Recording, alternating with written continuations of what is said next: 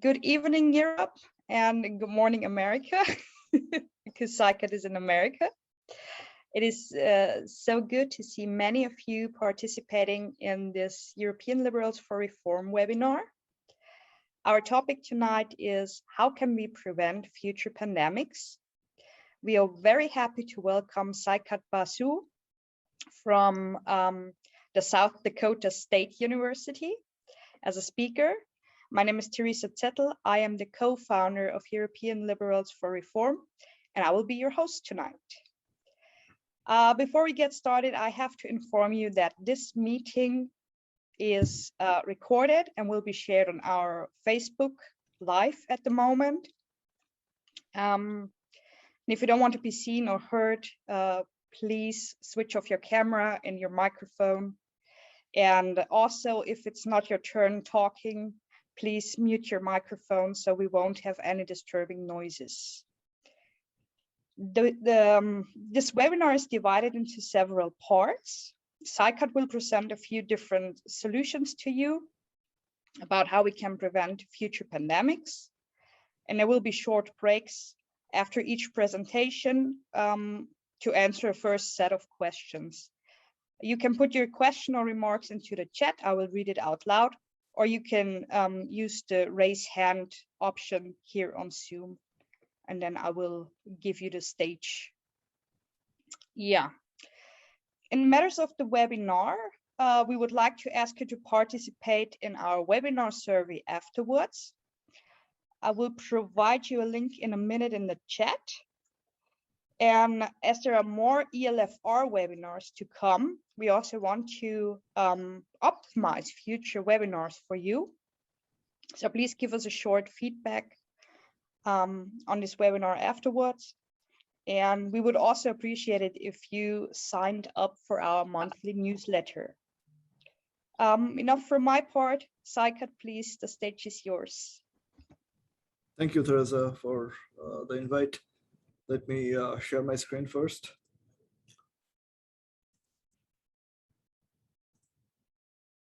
Okay, so you can see my main slide, right? Okay, so again, thank you for inviting me to give this talk. So in terms of preventing the next pandemic or trying to address the ongoing one, I think a key thing is to know more about the science. So I'm going to present the work that both me and my team, we have been doing for the last 2 years or so. And once we know more about what is going on, I think there comes the solutions through that kind of work, what would help us. To give an example, 2 years back, we did not know the kind of things that are going to be most effective to prevent transmission. I think we have a better idea now, thanks to all the work that has been going on throughout the world. So the title of my talk today is Respiratory Pandemic Response, Some Recent Fluid Mechanics Results. Fluid mechanics is my area of research, so I approach the problem from fluid mechanics. And the interesting thing for this kind of pandemics is fluid mechanics is there in almost every aspect of this respiratory transmissions. So to know more about what is going on, the work that I'm going to show today, most of it is going to combine our fluid mechanics understanding of transmissions with the corresponding virologic data to explore the unknowns about this pathogens.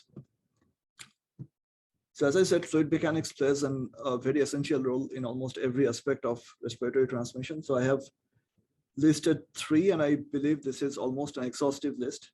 So it starts from the generation and of the aerosols from the infected individual to the inhalation of those aerosols or droplets by the exposed subject, which would trigger the infection. Now, if someone is infected, when we are trying to treat that individual, if we want to target the sites of infection in the airway, and if it is a targeted delivery of drug, that itself involves a lot of fluid mechanics. So knowing more about the flow physics of that transport would help us come up with better drugs that would give a better response. And thirdly, the biggest topic for me right now is air sanitation. And I think I tend to think of in historical perspectives. 100 years back, water sanitation was a major challenge for us. I think air sanitation would be a challenge for the next 20, 30 years. So the kind of work that our generation would do, hopefully would help our children to tackle these kinds of situations later on, which I presume is going to be more frequent over the coming decades.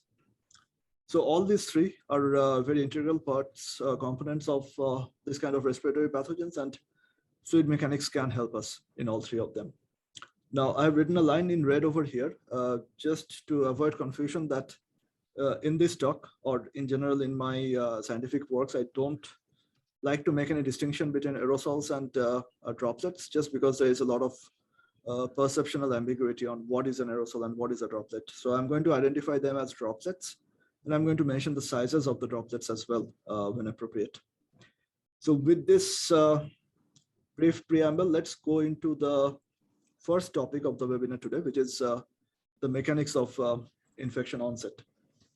And one thing that I would like to point out that the work that I'm going to show is definitely as a response to COVID-19, but the platform that I'm developing should be applicable to the future respiratory pathogens as well. We just need to get the new virologic data and plug that into the models to get the answers. And one reason why I wanted to cover this topic here is once we know the mechanics of the infection onset, we would know several important parameters, as in what kind of exposure level can be considered unsafe, and how many virions can start the infection, those kinds of things. And those are important to mitigating any pandemic in the future. Okay, so the two main questions that I'm going to address for this part of the talk is number one, what are the hazardous droplets and aerosols that can start the infection? And number two, what is the infectious dose, which again is the minimum number of virus particles or virions that can trigger an infection in an individual. So to answer these questions, we need to first think of the things that we know. We know that the infection starts at the upper airway. At the upper airway, the nasal lining has ciliated epithelial cells, which are rich in a surface protein called angiotensin converting enzyme 2. So that ACE2 is the receptor that the virus would bind to intrude into the cells. So that is the gateway for the infection. And we also know that the frontal part of the nose, of the nasal cavity, it has a relatively thick layer of mucus. So the infection, so that layer of mucus, that does prevent this kind of viral invasion and infection to some extent. So it has been conjectured that the nasopharynx is shown in red in these visuals, is where the dominant initial infection site is. So it is a region in our airway which is where the two sides of the nose converge and it forms the upper part of the pharynx. So when you get a sore throat, that is where the response is. So if that is the initial infection site, to answer the first question, as in what are the bad droplets and aerosols, what I have looked at next is to figure out what are the droplet sizes that are going to land directly at this initial infection zone, the nasopharynx, during our breathing process. So to figure that out, I have simulated our breathing over a wide range of conditions. So from 15 to 85 liters per minute. 50 liters per minute is a typical rate that we breathe at when we are sitting and we're breathing in a relaxed way. And then as we are inhaling heavily, the breathing rate goes up. And for all these simulated breathing rates in the nasal cavities that are again built from medical scans, like the figures that I've shown over here. So against these simulated airflow fills for breathing, I have tracked droplets of a wide size range from 0.1 to 30 microns. So if you look at this horizontal axis, that tracks the sizes that I have tested.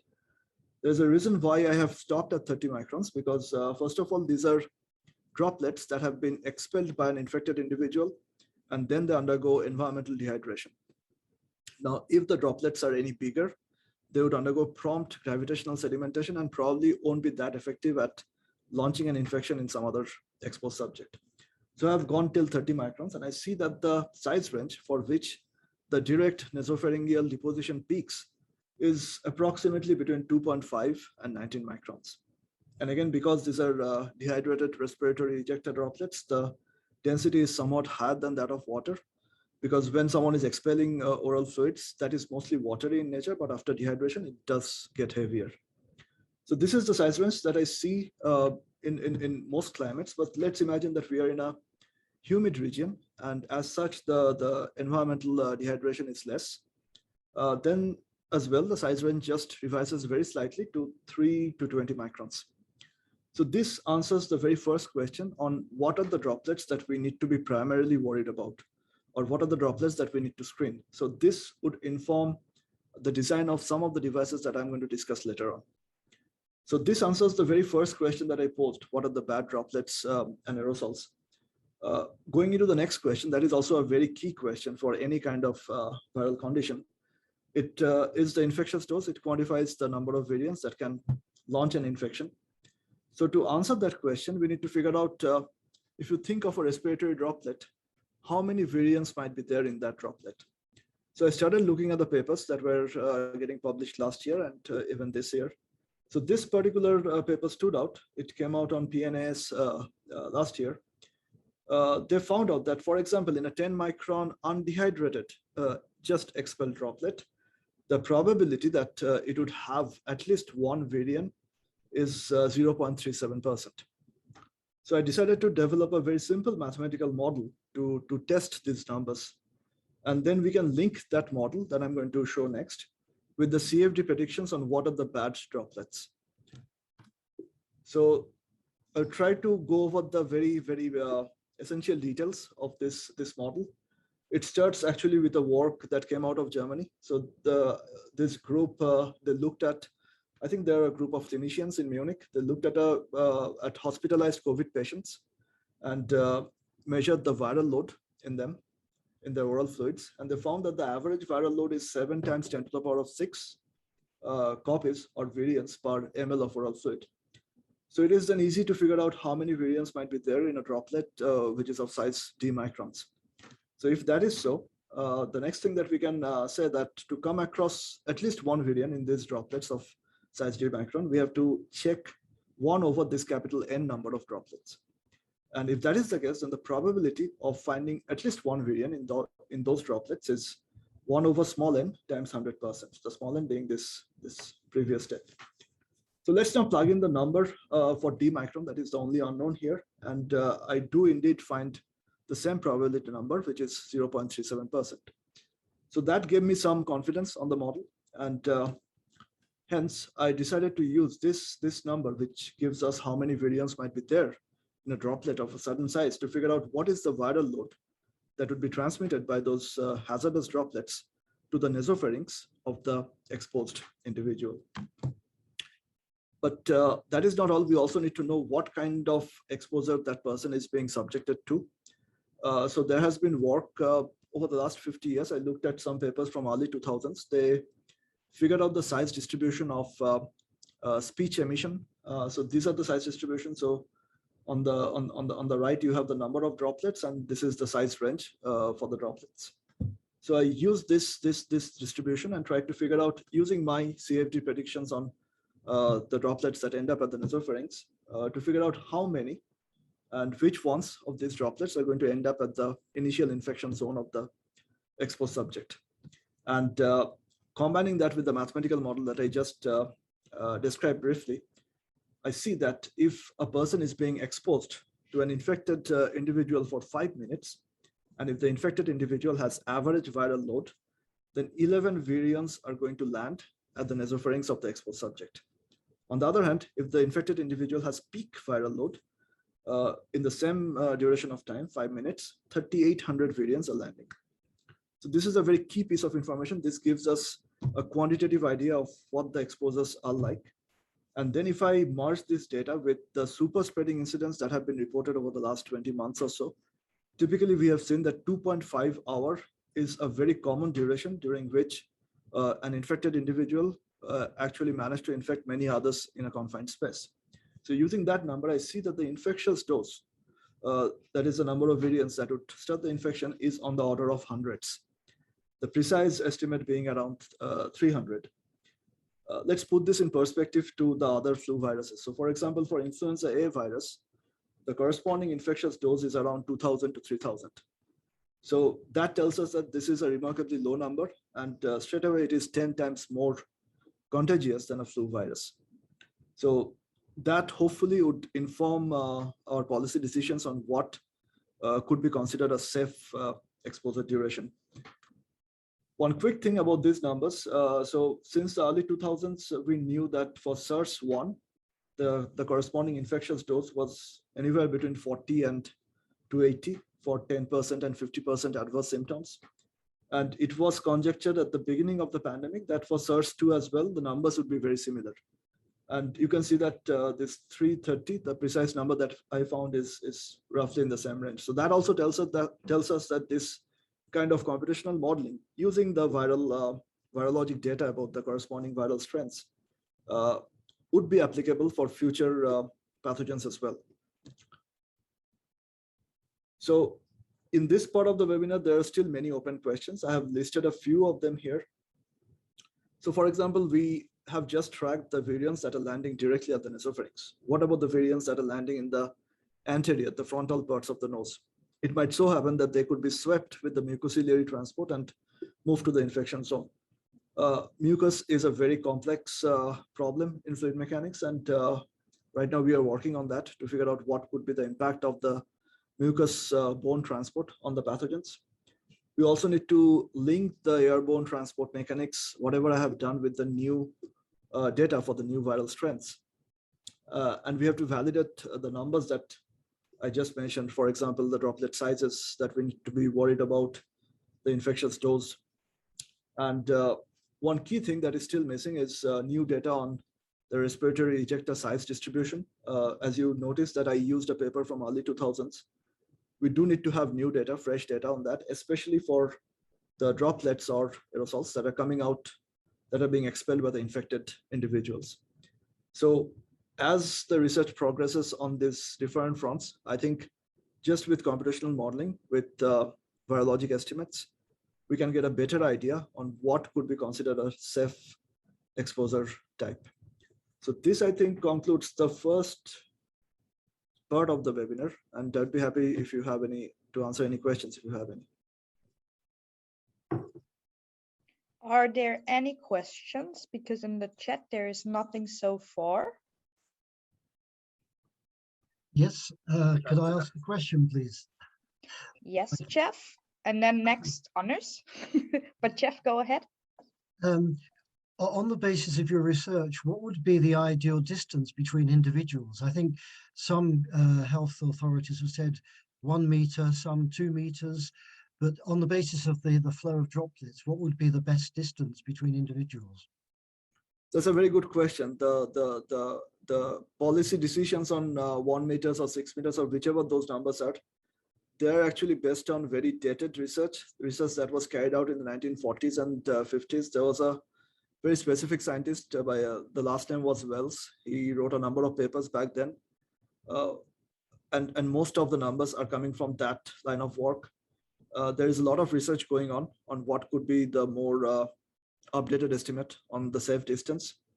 I have not shown those results here, but I have looked at the transmission trends inside a classroom. So we picked a classroom actually from my undergraduate alma mater in India. We found out that it is very difficult to predict a single number, that 6 feet is safe or 20 feet is safe, because the airflow is not homogeneously mixed throughout the space. So there are some regions where you have a clustering, a crowding of pathogens, and there are some regions where there isn't any. And I know of a group at MIT, they even found that if someone is almost 30 feet away, based on what the airflow is like, that person can still get infected by an individual who is that far away. So it is very difficult to come up with a single precise number. I think it is more important to understand how long you are being exposed to an infected individual who is close by, anywhere between 2 feet and 30 feet. And then if there is a super spreading incident going on, let's imagine that we are inside an aircraft cabin. So we need to understand what is the airflow like and who are the individuals who would be in a position to inhale this much of infectious dose, which can trigger the infection. So I don't have a precise number for you, and it's an ongoing line of research. Thank you. Anders. And my question is, this risk of these 300 particles making a person ill, do these 300 particles interact with each other in any way, or is it because each particle has something like 1/330 chance of making the patient ill? That's a good question as well. So 300, the number 300 is what we see can start the infection that can gradually progress into a bigger infection, a systemic infection, and go into the lower airway. But what is going on in terms of what is the probability of one particular variant to infect or to intrude into a cell, that is an unknown question as well. Because there is a probability, as you correctly point out, that a particle might land, but it might not be able to intrude into the cell. So that is also something that we don't know yet. And the reason we don't know is because, again, mucus is an unsolved question for us. We don't understand the rheology of mucus. There are so many unpredictables. So that makes it tricky. But what we need right now is, once we know that we can manage this particular disease, we need some experimental trials to figure out what could be the infectious dose, like we have for example, for the flu virus. Nurse, has your question been answered?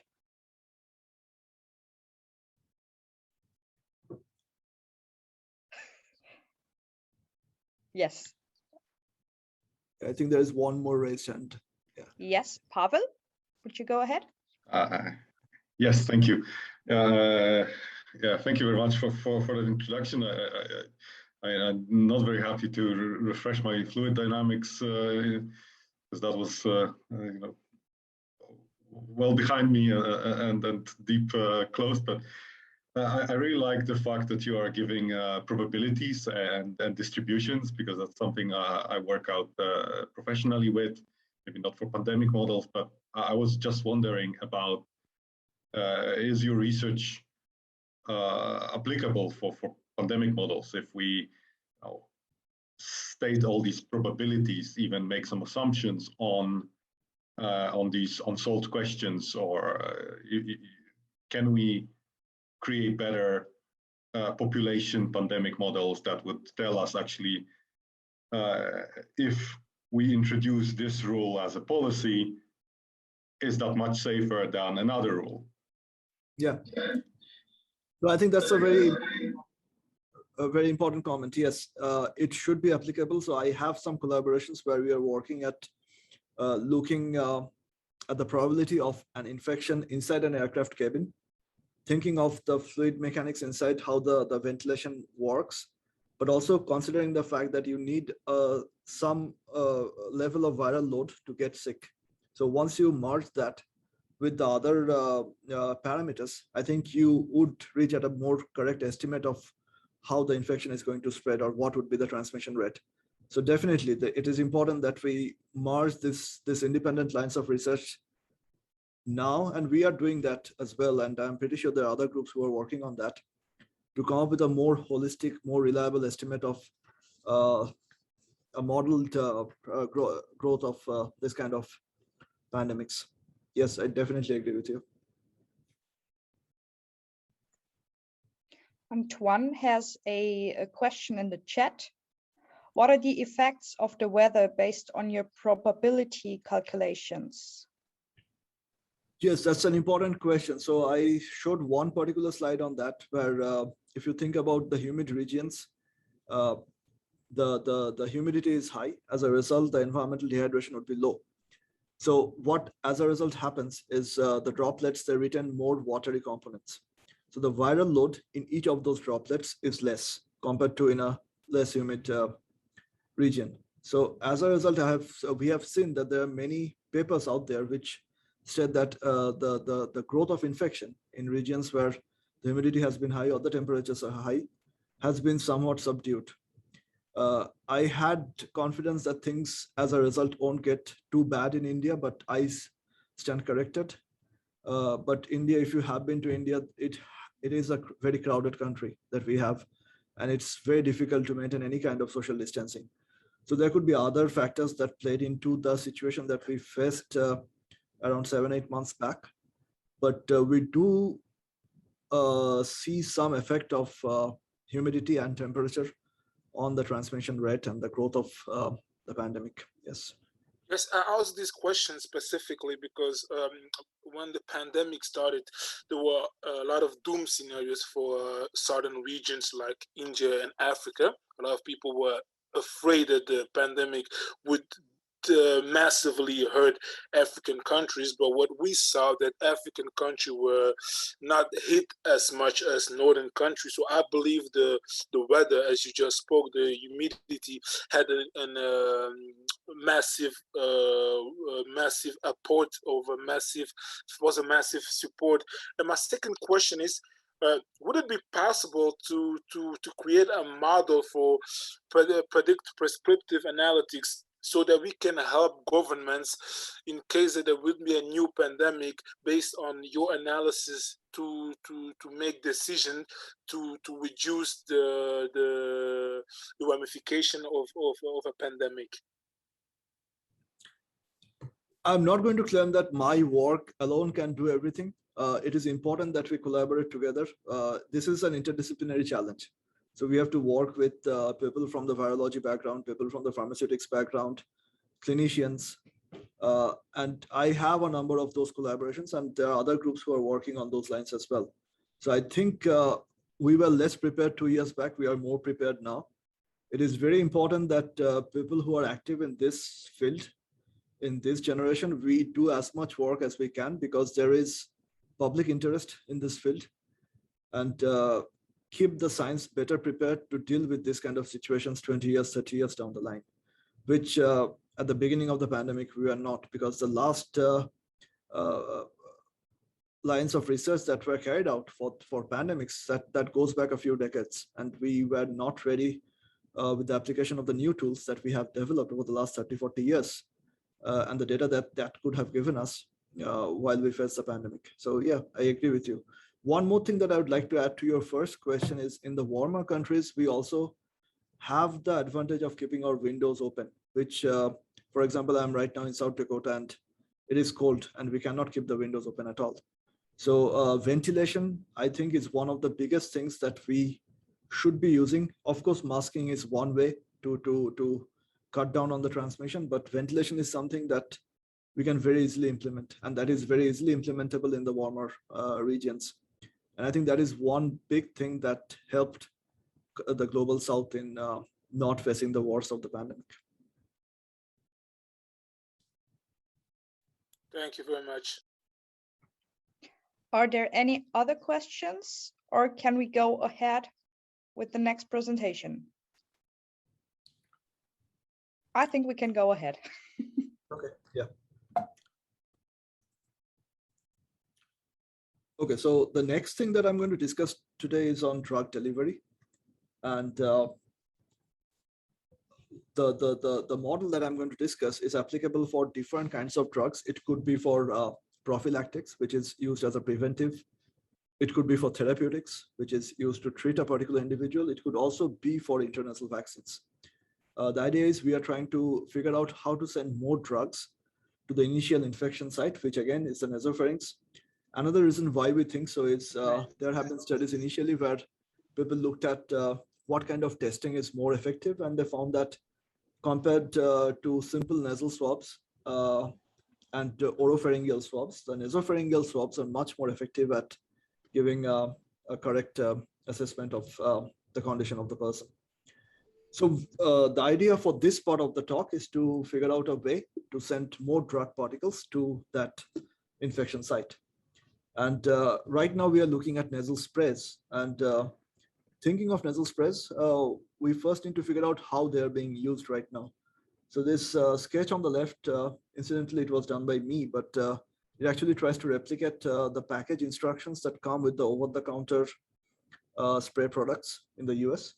So typically the patient is asked to lean forward a little and hold the spray bottle vertically upright and put it just inside the nose. So on the right, I have tried to replicate that in the computational world. I would not go into the other details here, but you can see the angles and the other nuances. Now, the idea for us was to enhance drug delivery at this blue zone over here, the nasopharynx.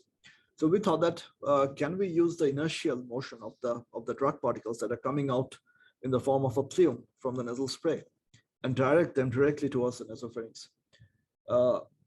We saw that that does work, and I'm going to show some plots later on, but to give you a simple description of what this particular improved use orientation might be like, it is when you hold the nasal spray as horizontal as possible and incline it slightly towards your cheeks. And I follow the same protocol as well now when I use nasal products.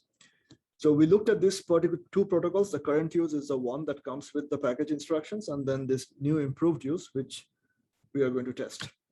And we have looked at the spray performance in a number of nasal reconstructions. These are, by the way, developed all from medical scans, so they are anatomically supposed to be accurate.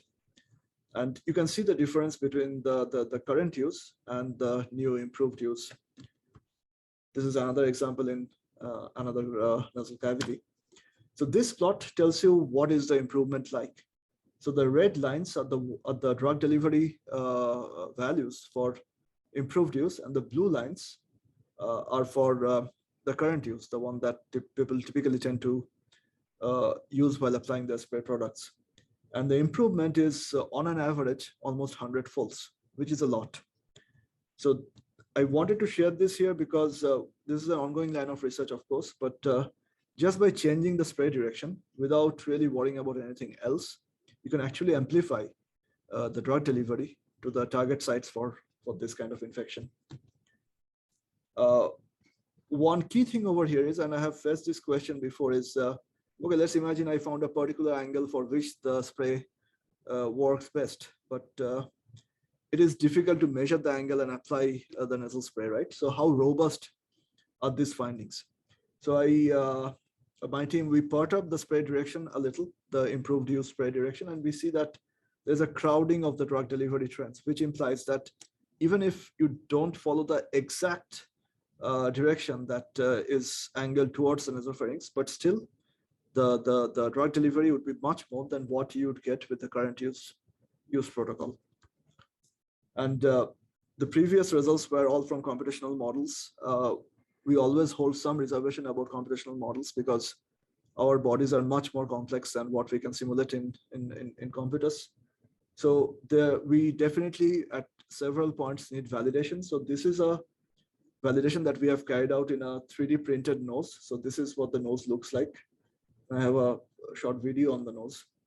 And we used these two particular spray directions, and we see that in 3 subjects, while in the computational model, we see this kind of improvement over the current use. So this implies that, for example, for this first number, the drug delivery for the new protocol is 140 times more than the drug delivery that would have been for the current use.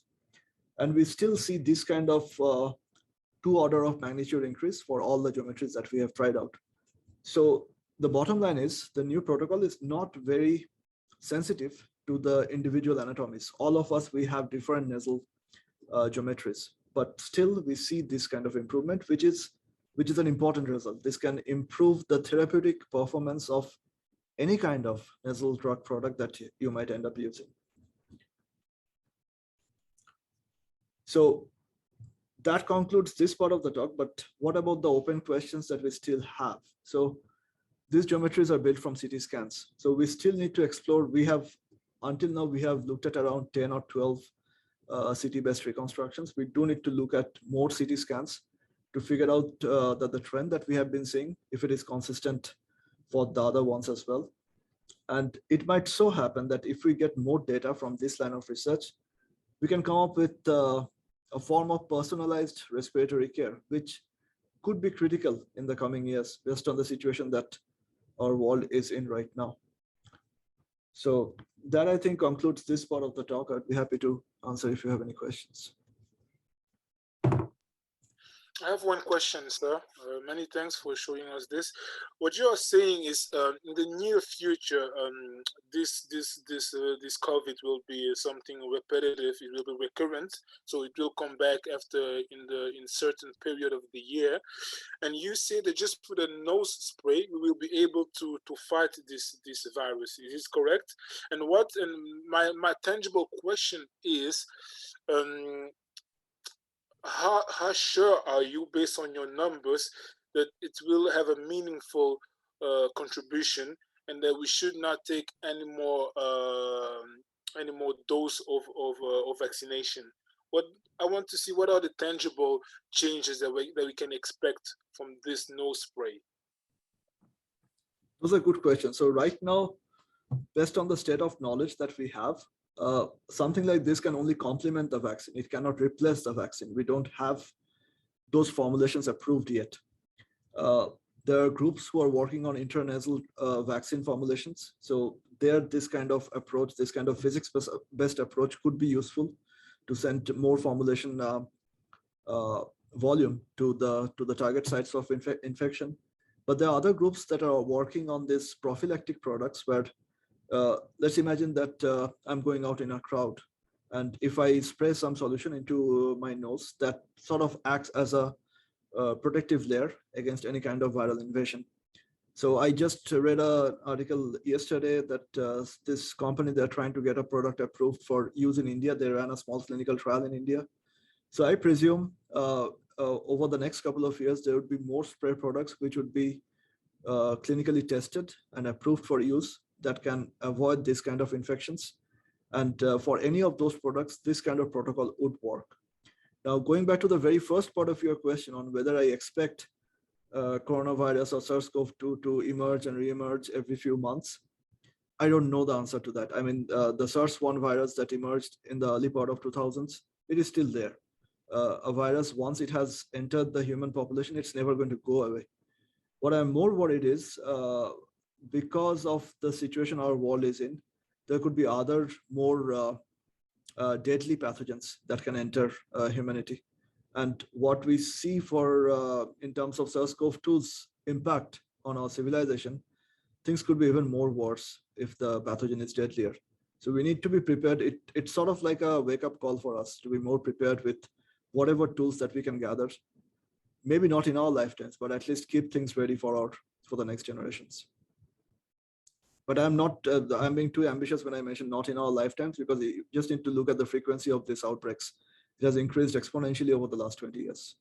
Okay, so if I may ask you a follow-up question. So based on what you say, in the near future, if I want to go to an event with 1,000 people, I could use the spray as an additional protection. So we could actually keep the society open and just recommend the spray for sport events or festival. Can that be like an option? That would definitely be a tool in our tool set. Yeah, definitely. Once we have an approved product which has been tested through clinical trials and it has been tested for toxicity, it is important that we include all these different options in our toolkit to face this situation. Definitely. Many thanks. Yeah. Next question from Pavel. Yes, thank you. I was wondering if you've asked major manufacturers of these nasal sprays if they are aware that their delivery method is lacking, and if they are aware, did they consider redesigning the nozzle? Because I understand that that's kind of where you're pointing at. Or did they say, yeah, we are okay with that. We for convenience, we want to leave it like that, and for instance, increase the dosage? No. On my last slide, you will see that I have right now collaborations with 1, 2, 3, 4 device makers. So they are working very closely with the scientists to improve their, number one, to improve the formulation design. Number two, to improve the spray bottle design. So they are, at least the people who are working with me, they're very cognizant of things that can be improved on. And I have a number of collaborations with the industry sector to apply this knowledge to come up with better products. Yes. I guess my question is a follow-up on Pavel, so maybe just a bit more dramatic. I'm just thinking, in many drugs, if I took 100 times more of a dose than I was meant to, I would be in serious trouble. So I guess if there's a factor of 150 or something, I think you showed, then I would imagine either that all doses given nasally today are way too weak, or otherwise there could be real danger if people used it correctly. I mean, it's an astonishing factor. Are you afraid for the safety of nasal sprays if they are used correctly? And that's why I said that the toxicity needs to be checked for any of this to be approved for use. So 100-folds of something which is being used for the last 30-40 years might not have that much of toxic effect because those formulations have been checked enough. But if we are talking about a new formulation, a new chemical, we do need to check the toxicity to figure out whether this 100-fold improvement can lead to some adverse outcomes. So that is what my other collaborators from the pharmaceutical industry, they're working on as well, to check the toxicity of the volume that is going to be delivered at the target site. The idea is we do need to send more drugs to fight off the infection, but we don't, as you point out, we don't want to cross the threshold. Otherwise, there could be other outcomes. Yeah. So toxicity testing is, apart from the clinical trials, that is also another important thing that we are working on. Do we have any other questions? No. Oh, there is a comment from Peter.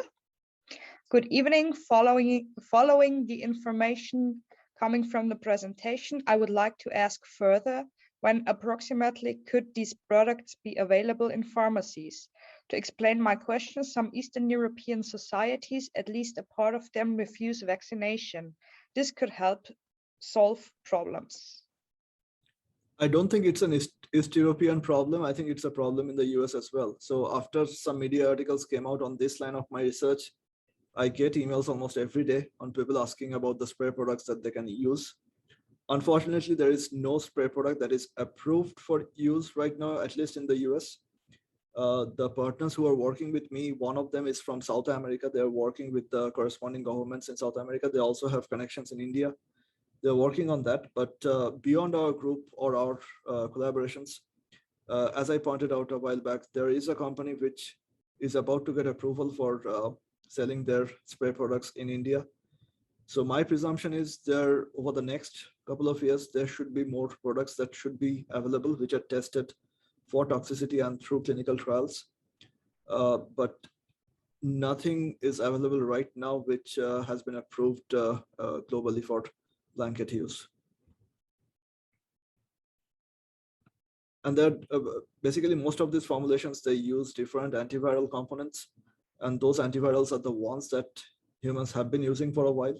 So they're basically looking at different combinations, different proportions of those antivirals. So it is not a very big obstacle to get the approvals ready, but we still need to, there's many a gap between the cup and the lip. So we still need to go through the process to get those approvals. Peter wrote, thank you for the answer. Thanks. And if there are no further questions, we can go ahead with the next part. Okay, so the next part is also something which is very interesting to me. And as I pointed out at the very beginning, that drugs can do only as much. We need to change the way we live, and ventilation and air sanitation, those are going to be very important challenges over the next few decades. And there are many lines of research to address the air sanitation problem. What I'm going to show here is it started out with being a mask project, but now as we are getting more data out of it, we see that things could, the same concept could be applied to design filters on larger scales for other applications. This, by the way, is based on an NSF grant that I received with 2 other faculty members from Cornell University and University of Illinois Urbana-Champaign. So the way this project started, we had surgical masks. We had N95s at the beginning, but these masks, they're not designed for this particular kind of pathogen. what they do, they are trapping even the 0.2, 0.3 micron particles. And by now we know that probably those 0.2, 0.3 microns, they don't carry that much of viral load. So the question was, can we design a mask that can do a targeted screening of just the bad droplets? So that was the first part of the question. Can we do a targeted screening of the pathogenic aerosols? The second part was, we looked at the animal world. We see that animals with a strong sense of smell, like dogs, pigs, mice, they have a very complex nasal cavity. As a result, when they inhale air, they can trap or screen particles much more efficiently from that inhaled air, which helps their sense of smell. So we thought about trying to mimic those nasal cavity designs in the design of our filter, with the hope that the pressure drop that is needed to drive the air through, that would be less compared to what we have in the existing filters. This pressure drop is equivalent to the breathability of a mask. If we are talking about masks, it could be the energy expenditure if we are talking about a filtration device that we can set up in a room. So we want to capture the bad particles, and we want to capture them while applying less pressure drop across the filter. So that was the overall idea that we started out from. And we looked at a number of animals. These are nasal cavity cross sections of around 9 mammalian species, I think. And we tried to figure out what is the tortuosity of the nasal cavity. Tortuosity is the linear length between 2 points divided by the curve length. And we tried to look at the tortuosity values that are typical of these animals. And this particular project, I'm developing the computational simulations, but we're also running some experiments. So this is the experimental setup, the cartoon of it. It looks almost like a wind tunnel. What we have here is we place the filter, the designed filter, which has been 3D printed, and we place it there, and then we let the air pass through the filter. And then we can check what is the pressure drop across the filter. That would give us a measure of the breathability or the energy expenditure. We can also seed the upwind side with particles and see how many of those would be captured by the filter. And this is the computational analog of the same scheme. So this is a little busy plot, but let's look at the details. So if you look at these 2 lines at the top, they are for surgical masks and N95s. And then the crowded lines over here, they are for the new designs, for the new tortuosities that we are trying out. You see that let's just pick one particular flow rate. Let's pick the 60 liters per minute flow rate. We see that for the N95 and the surgical mask, the corresponding pressure drop that is required to drive the airflow is much higher than the masks that we are designing. So that implies that our masks would be more breathable, or if it is a filter, it would be more energy efficient. A very similar information is obtained from this plot. So over here, these 2 triangles are again for surgical masks and N95, and this black circle is for HEPA filter. And we see that the bulk pressure loss is higher for these filters than the ones that we are designing. But minimizing the pressure drop is not the only concern. We also need to figure out the trapping, whether we can trap the particles that we need to be worried about for this kind of transmissions.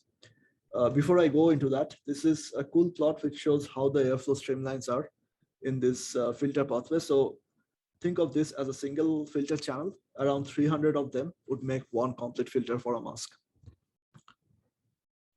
So I'm going to focus on just one particular filter design. This is for tortuosity 1.9. And this is what the pressure plot looks like. The more interesting thing is the airflow streamlines. And if you think about where the particles get trapped within that filter channel, this is where they get trapped. This is a key piece of information because we can also think of a filter where once we trap the particles, we can also try to inactivate the particles. So if we know where the particles are crowding, there are ways to inactivate or kill the virus over there. So I'm going to come to that in a moment. But let's look at the filtration trends for these masks. We see that from 9 to 14 microns, this is what we tested in lab.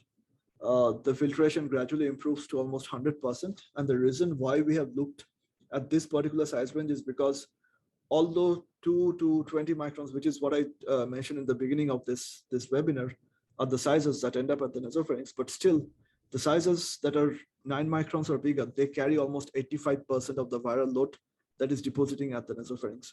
So if you can just screen these particles, that takes care of the situation to a large extent. And this particular type of mask can do that, keeping the pressure drop less compared to the N95s and the surgical mask, which implies that they would be more comfortable to wear.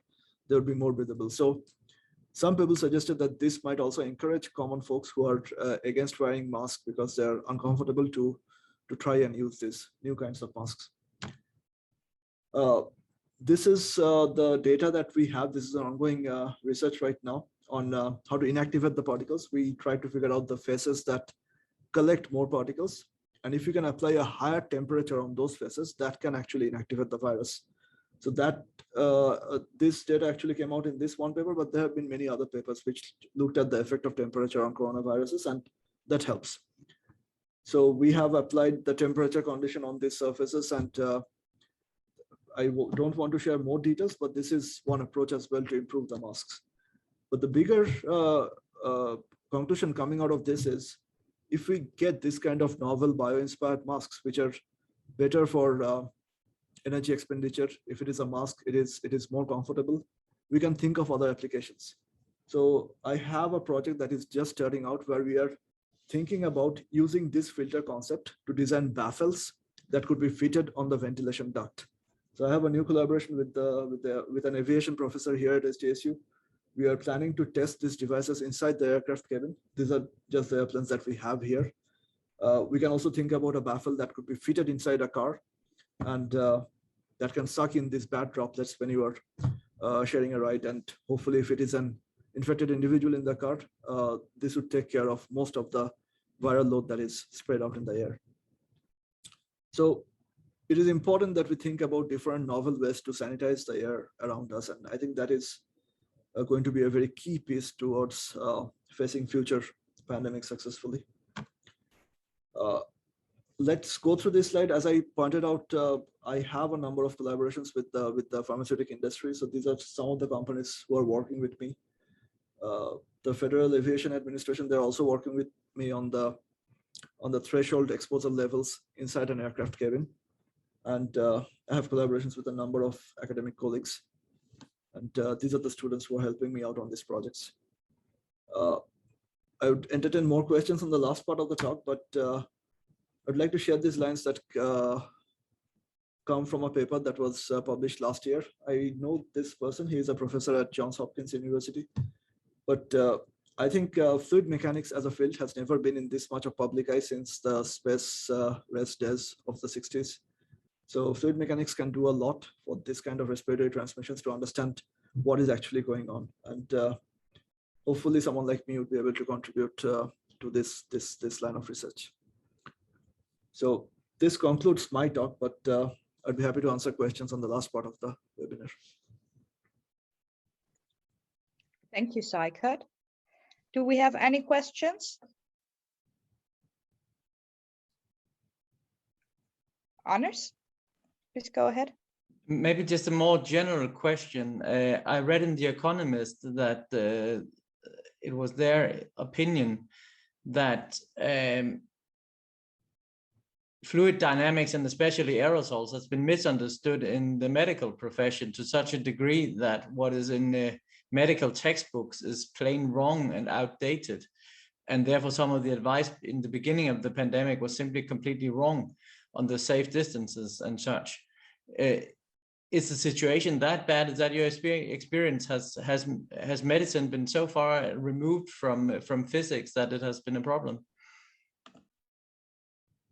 I would partially agree with you with the article. The reason it is like this is because the computational fluid mechanics models that we have been developing, CFD as a field, computational fluid dynamics as a field, it gradually became big from the 60s, 70s onwards. And the applications were mostly in the aerospace sector. And that was because that's where the funding was. It was the Cold War era. One big challenge that we had was to apply those same computational tools in anatomic pathways. We know that the inside of the human body is much more complex than any aircraft geometry. So that was a big challenge on applying those same governing equations and solve them numerically, but still in an anatomic geometry. That was a big challenge. I remember, the only time I was in Germany was in 2008.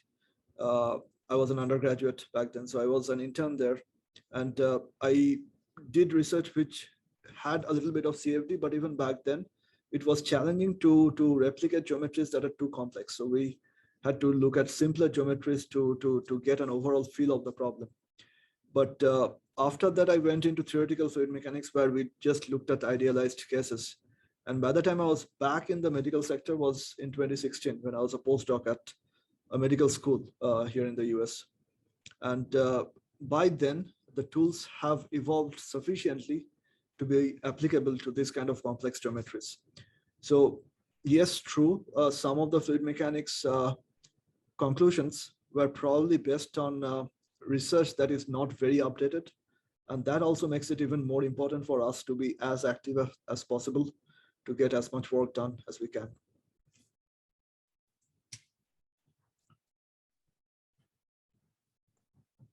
Thank you. Are there any? I have a question.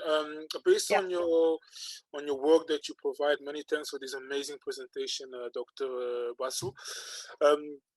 Based on the work that you provide, on the calculations and on your researches, are there any findings that we could, as humanity, use in fight against other viruses or other infections? See, if you look at this presentation, the only place where I used data for the coronavirus was when I used the viral load number, and that number was for the alpha strain. So most of the work here is agnostic to the specifics of the virus. So that's why I'm hopeful that whatever work that my team is doing, it should be applicable with the new data for the new viral strains in other situations as well. And that is definitely what I'm hopeful for. So. Yeah. Thank you. Do we have any further questions?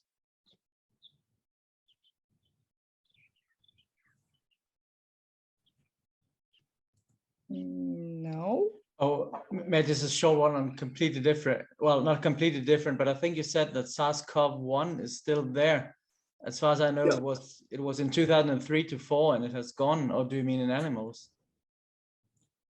No, it is. If you go to some parts of Asia, it is still there. I mean, it is controlled, but once a virus enters humanity, it's not going to go away. It's probably not creating a pandemic, but it is there. It's still going to be there. So once the crossover happens from the animal kingdom to the humans, it is very difficult to eradicate a virus altogether. And what we are seeing with SARS-CoV-2, we are seeing new variants. But this virus as such is going to be there. The variants are going to be updated from time to time with the mutations.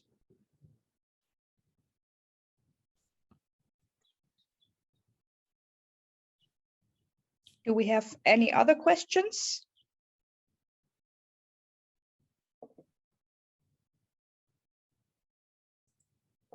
No. Saikat, do you have anything to add? I have perhaps one question for you, sir. In this presentation, in this slide, you say this bio-inspired filter design could be scaled for industry level filtration needs. Could you give us a few examples of user cases that they could be used on us? At this point, I'm just thinking about not industry scale as such, but if you think about baffles, which can use this kind of pathways and could be fitted in confined spaces. So think about a closed small office space, or think about the interiors of a car, or think about an aircraft cabin. For aircraft cabins, we know that the air circulates on a plane. So for example, the air flushes out every 2.5 minutes, by the way, that is the target.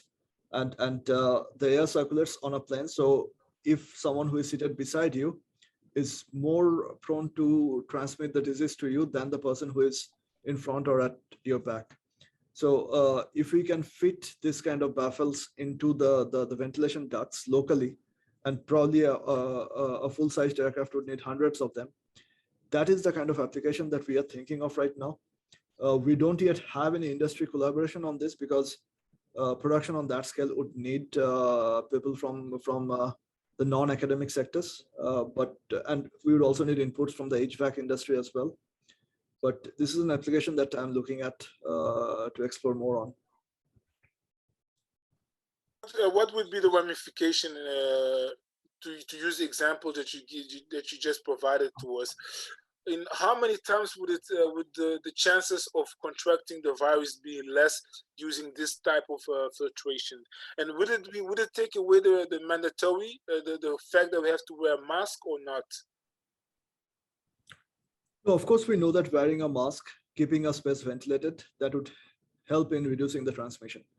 Now, to give a quantified number to that, like what is the fold improvement on how less the chances are for transmission, that is a difficult question because that depends on the viral load of the individual as well. We know that the viral load, the average number is what I showed on these slides. The peak number is around 3 orders of magnitude higher. And this is for the alpha strain, by the way.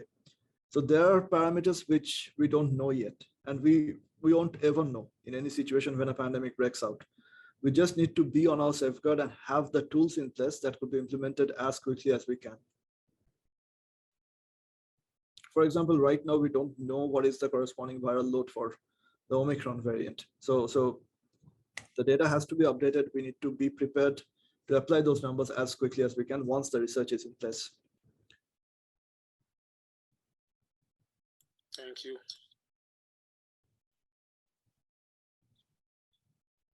Does anyone else have a question? I don't know if I confused you guys even further with my research or not. Actually, not. In my part, definitely not. And it was a very interesting webinar and those insights you've given us. And yes, I would say let's call it a night for us and a day for you, Saikat. Thank you so much once more. And a huge thank you also to all of you who participated and contributed with questions. And thank you for the questions and thanks for the invitation. Yeah. You're very welcome. And I have put once more the link to our webinar survey, and it would be very appreciated if you take this survey. And you will find all upcoming webinars and meetings also on our webpage. I will also put it real quick into the chat. And there you have an overview of all upcoming meetings. So thank you everyone for having joined and have a good night. And Saikat, you have a great afternoon. You have a good night. Thank you.